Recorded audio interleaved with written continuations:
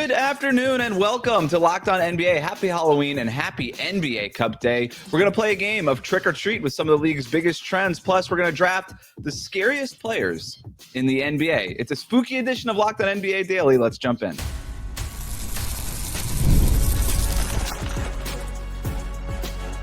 You are Locked On NBA, your daily NBA podcast.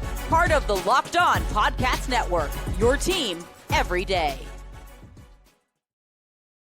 Welcome back to Locked On NBA Daily, however you're tuning in on YouTube or on your podcast app. Thanks for making us your first listen every day. Today's episode is brought to you by FanDuel. Right now, new customers can bet just $5, and if your bet wins, you'll get $300 in bonus bets to use across the app. Head to FanDuel.com to get started. I'm Wes Goldberg. In a minute, we're going to decide who is the scariest player in the NBA before we look ahead to the very first NBA Cup night. We're doing it with the help of Locked On's local experts. I have two of the best with me, as always, from the Locked On Nuggets podcast. He's a senior NBA writer over at the Action Network. It's Matt Moore. Matt, happy Halloween. It's my favorite day of the year where all parents get to steal from their children as we take their candy mercilessly because, by God, that is not theirs. That is our candy. Those Reese's Peanut Butter Cups are going in Dad's pile. That's what's happening right now. From the Locked On Bulls podcast, also a Bears and Bulls creator for Bleacher Report, it's Haize. Haize, what is the best Halloween candy? Ooh, Snickers still. I mean, Snickers is the best candy, period. So I'm always going to rock with Snickers or Sour Patch Kids. Those are the two. These are all goated answers. My only thing with Snickers, why do Milky Way exist? Because Snickers is just Milky Way with peanuts. It's better. It's better in every way. Why do we even have the Milky Way? But Reese's Peanut Butter Cup is the highest selling. I just found this out, the highest selling Halloween candy that there is. Makes sense. I think the other thing, when I was a kid, like gummy bears were not an option. Like you would never get. Now you have like all these packages of gummy bears, which I think is just like, it just goes to show you that society can get better if we choose. A friend of mine was telling me that he went to Halloween last year, and in addition to candy for the kids, dads were handing out beers at the door, which I think is also just a great pro move. It is Halloween, and to celebrate, we've got some spooky segments that we're going to get to, including a draft of the scariest players in the NBA. But first, it's time for a game of trick or treat. I'll ask you guys about some of the things that are trending in the league right now, and you're going to tell me if they're real, a treat, or if they're fake, a trick. Easy enough. Let's start with the 76ers, who are 4-0 despite a limited version of Joel Embiid. Still no Paul George, but they are being led by their backcourt of Tyrese Maxey and rookie VJ Edgecombe. So we asked Locked On 76ers if they think that this start is a trick or a treat. Are the Philadelphia 76ers tricking or treating their fan base? I say without question they are treating them, not just to a strong start to the new year, but what this team could do under Tyrese Maxey and VJ Edgecombe in the very near future and for years to come. Maxey leading this squad has been a fun and gun offense, great in transition. Then you also think about the maturation process of VJ Edgecombe, also getting Jared McCain back in the not too distant future, and keeping Quentin Grimes from last year, watching a guy like a Dembona continue to grow down low. It has been phenomenal. Just think about this. You're still on a minute restriction with Joel Embiid, a one-time MVP. In the half-court set in the playoffs, Embiid can still be a dominant player with, of course, the biggest if in all of sports, whether or not he can stay healthy. And Paul George hasn't even joined the lineup yet. Yeah, what you're watching right now in Philadelphia with this Sixers squad is 100% for real. Matt, I want to start with you. Trick or treat, the Philadelphia 76ers so far. Treat. I think that they're, I get it. They've had all these wild comebacks, but they've had comebacks versus good teams. Like they've had to pull this off versus squads that are not completely dead in the water. And that to me is important. I love the way that they play. Some of this too is like, look, I look at the numbers every day. I look at the stats and the schedule adjusted stats and the VORPs and the schmorps and the whole bag. But like, there is part of this where it's just like, watch that team and see how you feel about it. And when I watch the Sixers, when Joel Embiid is not on the floor, I am just like filled with this like real, like, man, this team rules. Like this team just whips. They play free, they play open, they're sharing the ball, everybody's excited. And like to Joel's credit, like when they made that huge comeback, like Joel was the first one off the bench, giving guys chest bumps. Like the vibe is important for how teams play. Like a core level, if you're going to play team basketball, you got to like each other and like how you play. When they have this guard thing going, they're the most fun team to watch, and fun teams win because joy makes you better. The Sixers are a treat. Yeah, I gotta agree there. The Sixers have been a treat. I think what they're doing and how they're playing is sustainable as long as they have health. And I actually think because Joel Embiid has not been as big of a part of it, is that's why it's more sustainable. If they told me if the 76ers came out and said, okay, we feel comfortable, Joel Embiid's going back to playing 30, 32 minutes a game, I would feel less confident in what they know. Knock to Joel Embiid. He's still putting up 16 points per game on decent efficiency, but I think this is a treat, and it's a treat because of that backcourt. And you still have to add McCain as well, who I'm really excited to get back to this team. It's a great call, right? Like if they were doing this with Embiid, just kind of finding this lightning in a bottle of health, then you'd be like, this is just gonna end at some point. But with this, it doesn't necessarily feel like it. To Matt's point too, though, I kind of like watching this team when Embiid isn't out there more than when Embiid is out there, and it makes me a little nervous when you have Embiid out there and you see Maxey and Edgecombe kind of just being like, all right, we gotta get the big fella involved and all these things. But so far, an absolute treat. Devin Booker, we haven't talked about the Suns much this season. They're just 1-4, but Devin Booker is averaging 30 points per game. Looks like he could be returning to All-Star form after missing the All-Star game last season. Haize, is Devin Booker again an All-Star, trick or treat? Man, this is such a difficult thing because I want to say it's a treat. I want to say that, but I'm going to say trick just because I don't believe in anything that happens with Philly yet. I just don't. Like, Devin Booker's great. And I think the best season we saw from him, of course, was when he was playing with Chris Paul, and he's putting up amazing numbers right now, over 29 points per game. I just don't see this rate keeping up for him. I'm going to say trick on this one. I'm going to say treat. Book's third in potential assists per game. Like, he's setting up guys for opportunities here. Now, he's averaging 15.6 potential assists and only 6 assists. They're blowing 9 assists per game for him, which is rough. It's the Ryan Dunn effect. I have a really hard time. So Jalen Green was a guy that I was like super low on early in his career when everyone's like, he's still young, he can get better. And I have to do the whole like Grinch thing where I'm like, guys, sometimes players don't get better. They just kind of suck. And Jalen's still been really inefficient, but Jalen hasn't been on the floor. That's $34 million in salary that hasn't been on the court yet. We got to give them an opportunity here. They were starting Oso Ighodaro at center, and I love Oso and think that he's really good, but starting him at center is a bad way to kind of get the most out of them. They've switched that. They're back to Mark Williams, who's going to rebound for them and provide them with some kind of those kind of opportunities, and adding Royce O'Neal for more shooting. So that's going to work, I think, a little bit better. When you get Jalen Green back, Dylan Brooks is out now too. But when they get fully healthy, there's a version of this team that, again, isn't good. It's just not awful. And that team is probably good enough for Devin Booker to get into the All-Star game, given what he's doing. Books, I think, played the right way this season. I haven't been frustrated with a single thing that Devin Booker has done on the floor in these games. I think Booker being an All-Star is a treat. He barely makes it in.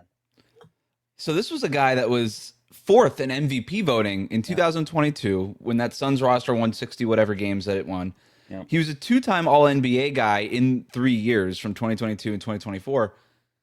And then he falls off kind of the All-Star conversation last year, doesn't even make it. This was a guy who we kind of all considered consensus top 10 guy just a few years ago. And he has fallen so outside of kind of that space, I think, in our minds. I hope this is a treat because that version of Devin Booker, the shot-making Devin Booker, the Devin Booker that could just go off for 50 any given night, is a treat to watch. So I'm really hoping, and then for the Phoenix's sake, they need him to kind of be that guy. The Spurs got a big win last night over the Miami Heat. They've started the season 5-0 for the first time in franchise history, I learned from the broadcast, which I found surprising. Wembanyama is playing at an MVP level. But are we a believer in the Spurs as a team? The 5-0 Spurs, Haize, trick or treat? Treat. I look at this Spurs team, and I was in on them too early, admittedly. Watching them play and watching Wemby and just how the players are starting to learn how to fit and play off Wemby, I think that this team is going to be a treat this season. As long as Wemby stays healthy, that is the key here. If Wemby stays healthy, this team will be a treat all season long. Trick. I'm going to be the trickster here. 30th in schedule, in defensive schedule, 30th in offensive schedule. It's been a product of who they've played. That Miami game was great last night, but that's a home game that they should win versus the Heat without Tyler Hero. Thought Miami had opportunities and couldn't quite figure out enough to do it. They are playing great basketball. No Norman Powell either.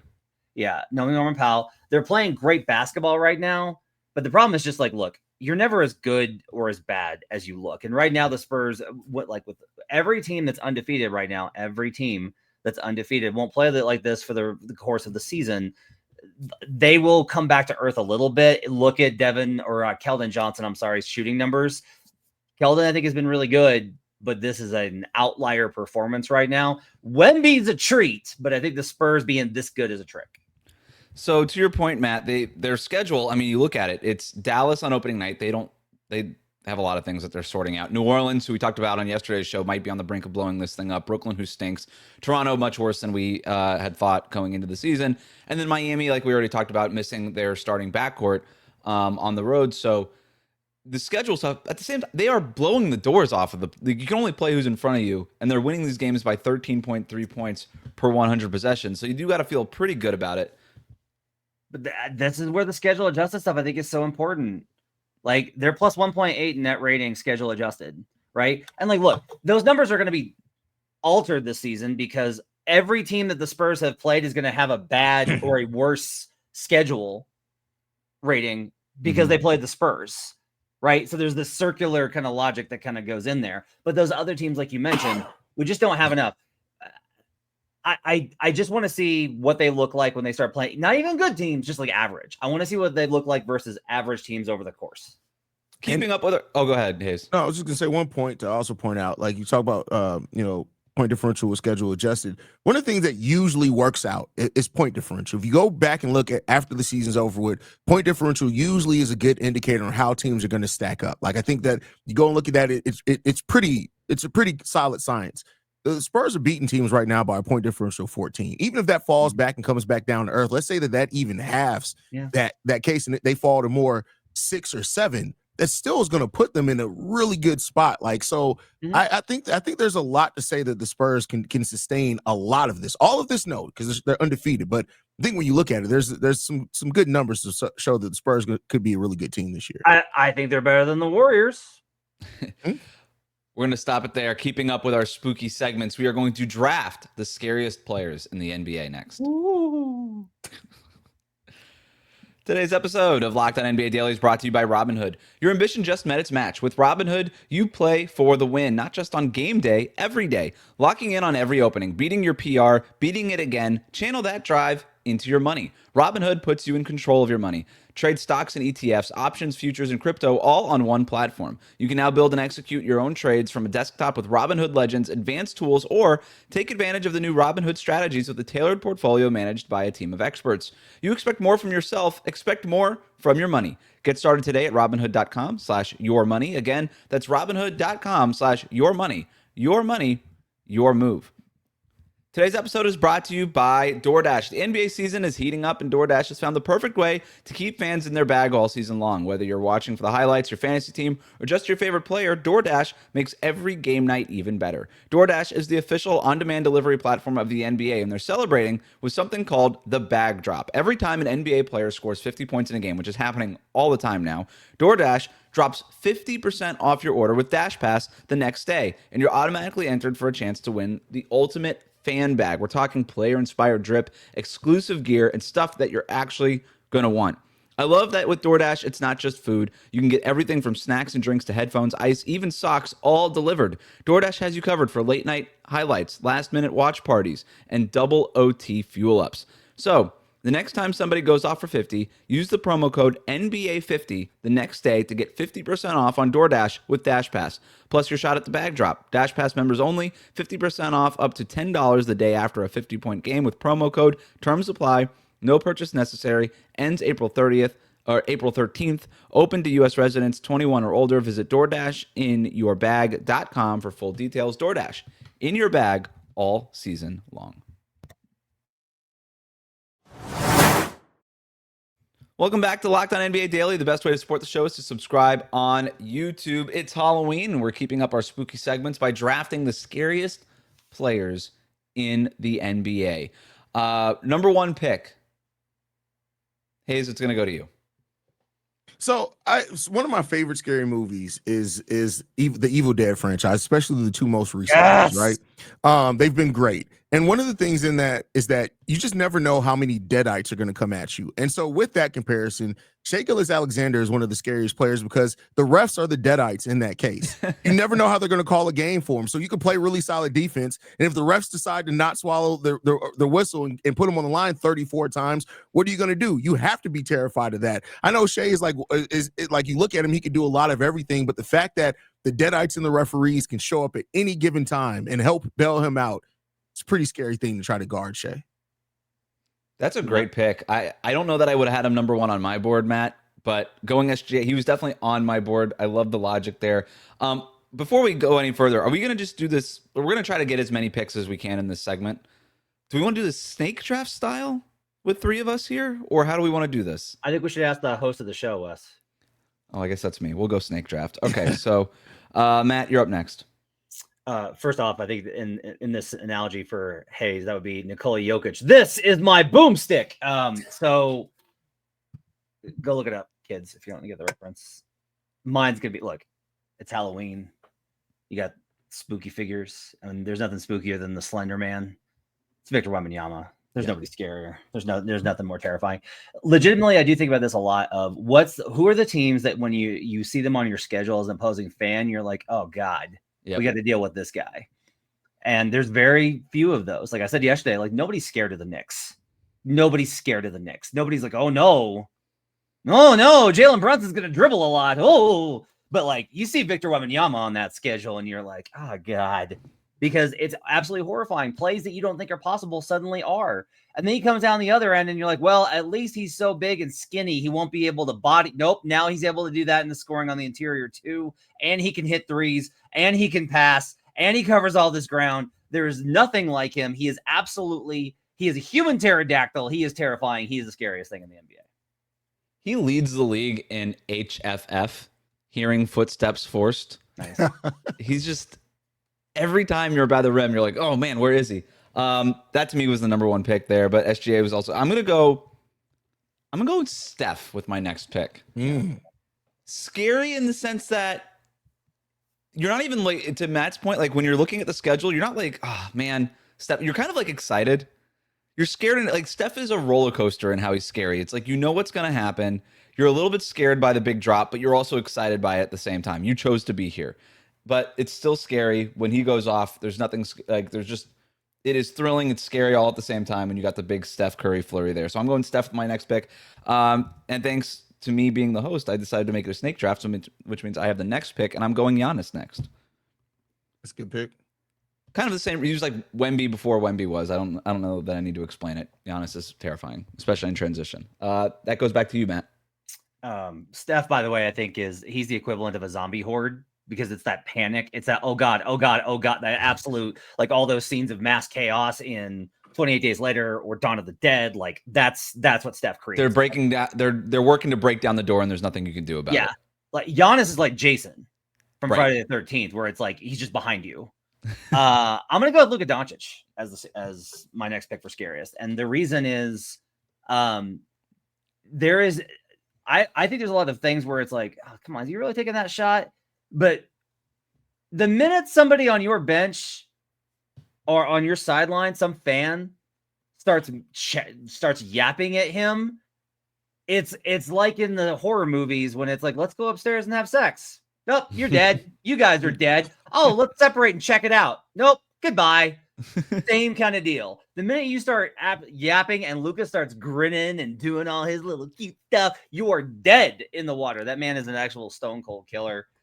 He is the scream killer. So that is why Luka Doncic is my next pick. Haize, you're up.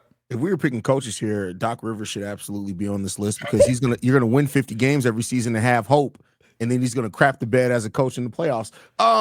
But I'm gonna go Tyrese Maxey here. I know this is definitely recency bias. I want to be clear here. I understand that. But when a player is averaging 37 points per game and almost 9 assists per game, you got to be terrified of how you're going to guard that player day in and day out. Like Tyrese Maxey seems like he's, regardless of when he eventually cools off, because he will, like he seems like he's in that place now where his confidence is at an all-time high. The game is definitely slowed down to him even more than what it did last season.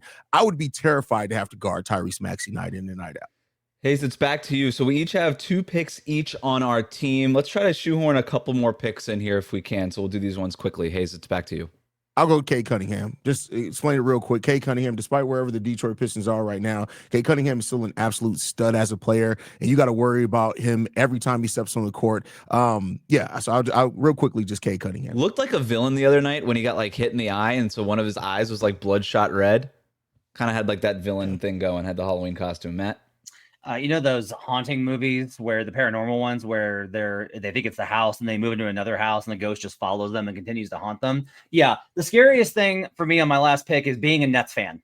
Look at the history of this franchise and what you've had to go with and what you've had to experience. The high point of your existence, if you were old enough, is Jason Kidd and Kerry Kittles. That was like the best that you ever got. That was the best you ever had. Otherwise, look at the repeating cycle of misery. You are trapped with a ghost haunting you, and that ghost is your fandom of the Brooklyn Nets. My last pick is Scary Terry Rose. No, I'm kidding. I'll go Dyson Daniels. I'm gonna go he's always lurking, waiting to steal the ball from you. Kind of looks like a movie villain. Yeah, a little bit. Dyson Daniels is my last pick. All right, that'll do it for our scariest players in the NBA draft. I think we'll make a graphic. Maybe we'll put that up. You may get a note from Nick on that one. That was hilarious. Yeah, notes coming down. The NBA Cup starts tonight. We'll make our picks for who we think will advance to the knockout round. Today's episode of Locked On NBA Daily is brought to you by FanDuel. The NBA is back, and there's no better place to get in on the action than FanDuel, the official sports betting partner of the NBA. Even if you miss the start of the game and want to ride the hot hand, FanDuel has live bets on everything from who's going to score to fourth quarter comebacks. Plus, you can even combine your live bets into a same-game parlay for a shot at a bigger payout. It keeps every game exciting, especially when your team's making that late push. Looking at the games tonight, NBA Cup night, the 76ers, 1-point underdogs at home to the Celtics. A little Boston bias there, perhaps, as the Celtics come off 2 straight wins. Tyrese Maxey is one of the scariest players in the NBA, according to Haize. Sixers 1-point underdogs at home. Might want to look at that right now. FanDuel is giving new customers $300 in bonus bets when your first $5 bet wins. So head to FanDuel.com to sign up and play your game with FanDuel, the official sports betting partner of the NBA.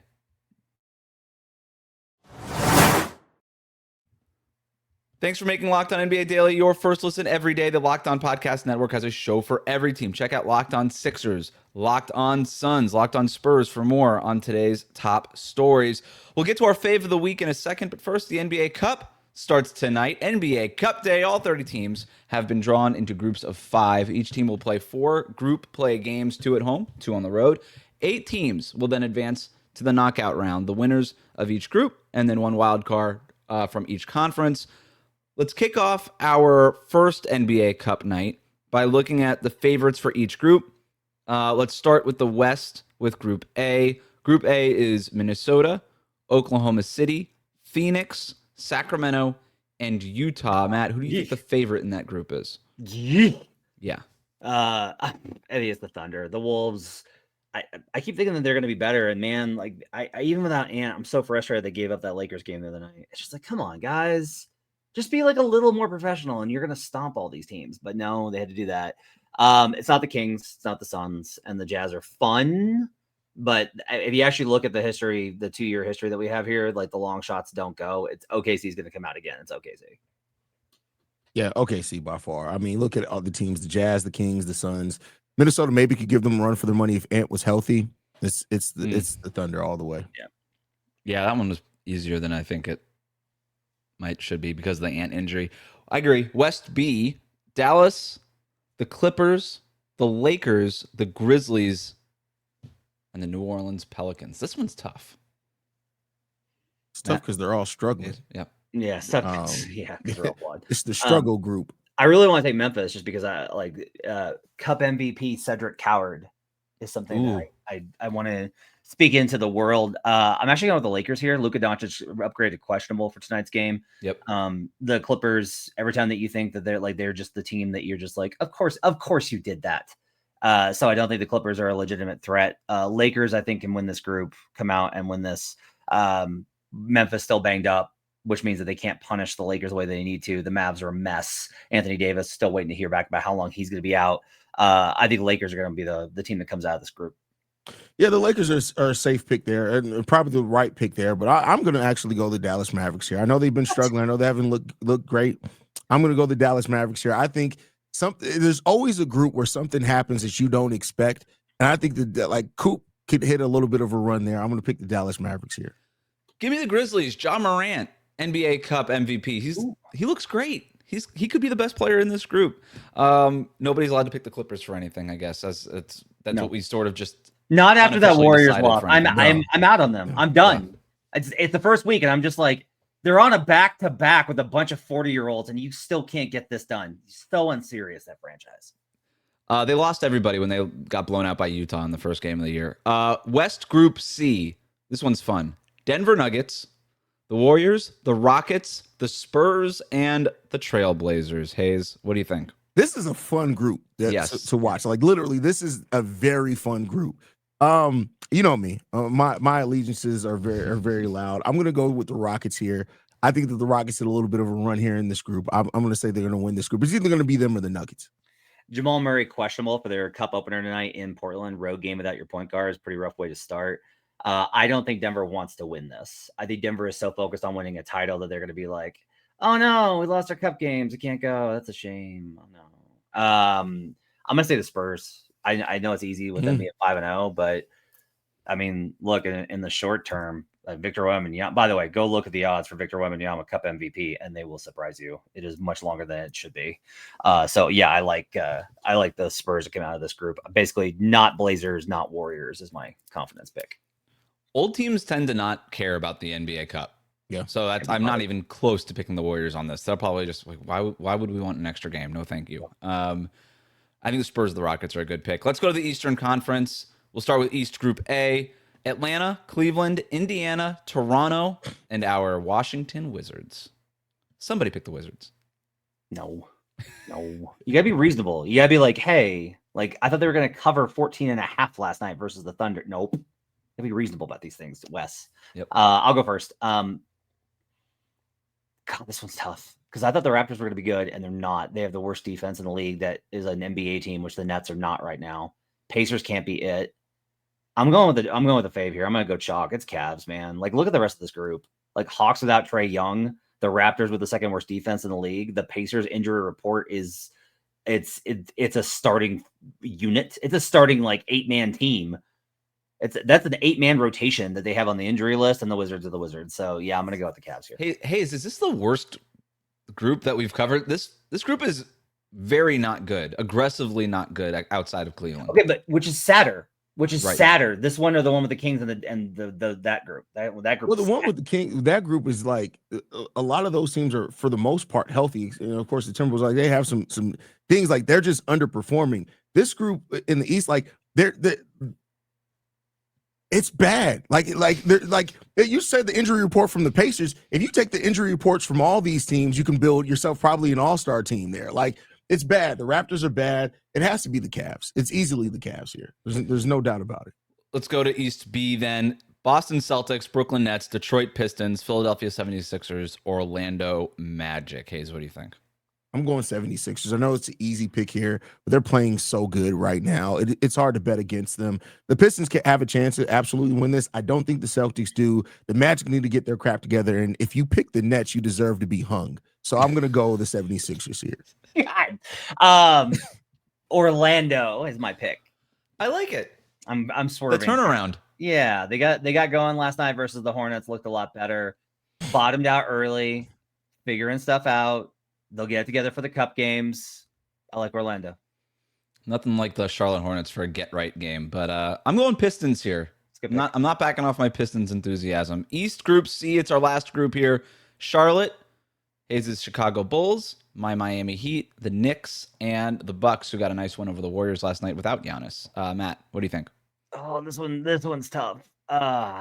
Heat's very tempting. I'll go with the Bucks. Oh. Bucks have won their group each of the last 2 seasons, won the cup last year. That's enough for me to be like, yeah, they'd like the break from being in Milwaukee by going to Vegas for a couple days in December. That makes sense. I do think that this team actually does have kind of an attitude of screw it, let's go win. And with Giannis, probably back for the majority of it, I will take the Bucks here to win. I'm usually really good at not letting my fandom overtake legitimate basketball analysis, but there's basketball analysis. I'm picking my Chicago Bulls, but I'm picking my Bulls because not only are they playing really good basketball right now, Josh Giddey's playing great despite his hate from Matt Moore that he's gotten all offseason, but this would be the most Chicago Bulls thing to peak in the in-season tournament and give fans hope and then completely fall off after that. So I'm picking the Bulls to come out of this group. How excited would Reisendorf be about the extra money that the Cup of Oh my God. Like, he's definitely hanging up a banner for it too. Like, it's just like they're having a whole ceremony on it. Like right in the middle of the bowl of the 6 championships is the end season. I'm going Miami Heat. All right, it is Friday, and we're gonna end the show that we do every week here with our fave of the week. Matt, what do you got?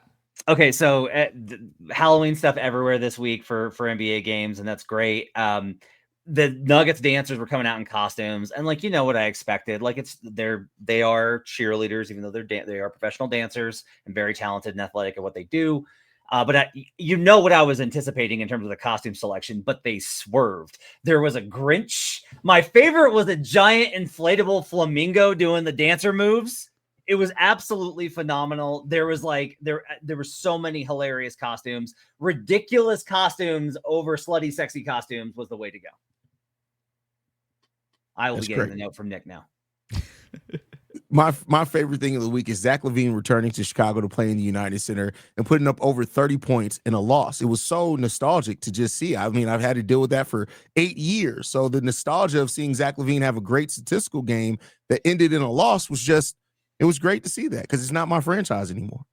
I gotta be honest, I was a little surprised by the LaVine love in Chicago. I didn't realize that he was that big of a deal when he was with the Bulls. He's sort of beloved there when he was there. Yeah, I mean, you got to remember, from the Jimmy Butler to Zach LaVine, we had nothing. Zach LaVine, for what it's worth, give him credit. As far as the offensive records for the Bulls, he's in the top 3 or 5 in every offensive category we've had as a franchise. There people do love Zach LaVine. They just don't like the results that we got while he was here. So, my favorite of the week is Ryan Rollins, showing up to that game last night in a Blade costume, which is great, and then slaying the vampires that are the Golden State Warriors at that point. His former team, which is a story that I always love, when these journeyman kind of guys who are trying to find a place in the NBA end up showing out for a new team that is not obviously any longer their former team.